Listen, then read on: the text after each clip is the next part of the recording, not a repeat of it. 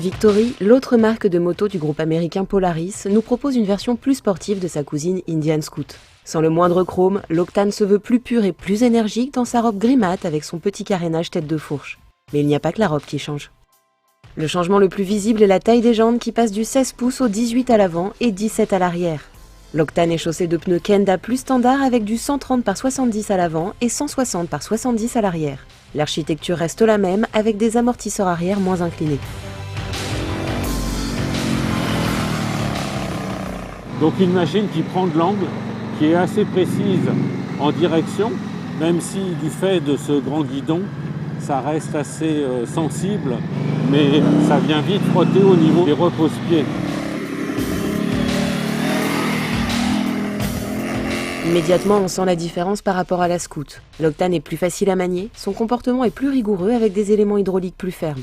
Elle est aussi bien plus facile à placer, même si le train avant se montre sensible au terrain ou au freinage.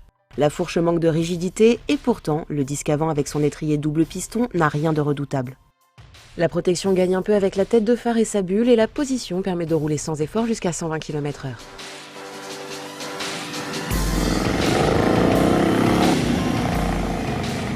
La position de conduite est différente avec un guidon encore plus reculé. Alors ça pourra peut-être gêner un peu les grands gabarits. Moi avec un 75, c'est parfait. La position est assez cool.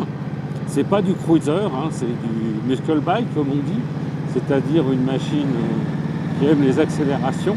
Donc on va devoir s'accrocher à son guidon. Hop. On prend du plaisir, un plaisir peut-être un peu solitaire, mais rassurez-vous mesdames, il existe une option biplace, une selle qui se rajoute sur le garde-boue arrière.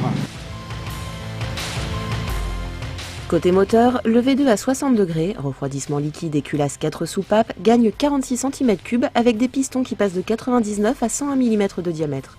À la clé, 1179 cm3 et 2 kW de plus à 70 kW.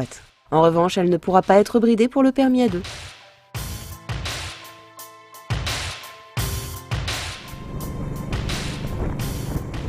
Nous constatons immédiatement à l'usage que c'est bien plus sportif, bien plus précis que l'Indian. Et l'on a une machine un peu plus puissante, bon 2 kW c'est pas grand chose, mais peut-être un peu plus réactive, un peu plus méchante comme on dit.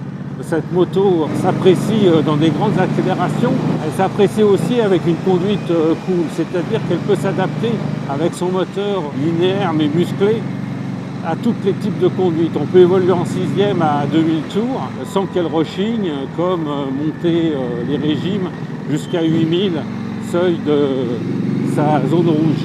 Et c'est vrai que les accélérations accompagnées par la sonorité de l'échappement, c'est assez jouissif. C'est un peu comme si l'on avait un bouton booster au guidon, et pourtant aucune électronique sur cette Octane. Pas de cartographie moteur ou de traction control, elle n'en a pas besoin. En revanche, au-delà de 6000 tours, les vibrations sont plus sensibles. Les rapports de la boîte 6 passent sans débrayer à la montée et le point mort se trouve facilement, avec toujours le clong caractéristique de ces boîtes de vitesse à crabot au passage de la première. Le contacteur se trouve sur le côté gauche du moteur, entre les deux cylindres, mais le blocage de direction se fera avec la même clé sous le T de fourche. L'instrumentation reprend celle de l'Indian avec un fond différent, mais toujours sa graduation progressive du compteur de vitesse.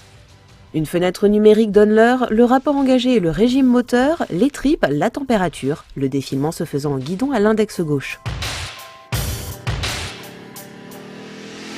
Moins de chrome, un nom moins célèbre, la Victory Octane est donc moins chère que sa cousine Scoot de 700 €. À 12 950 €, elle est également garantie 5 ans et ce n'est finalement pas très cher pour le plaisir qu'elle procure. On aurait peut-être aimé un train avant bonifié, quitte à mettre plus cher.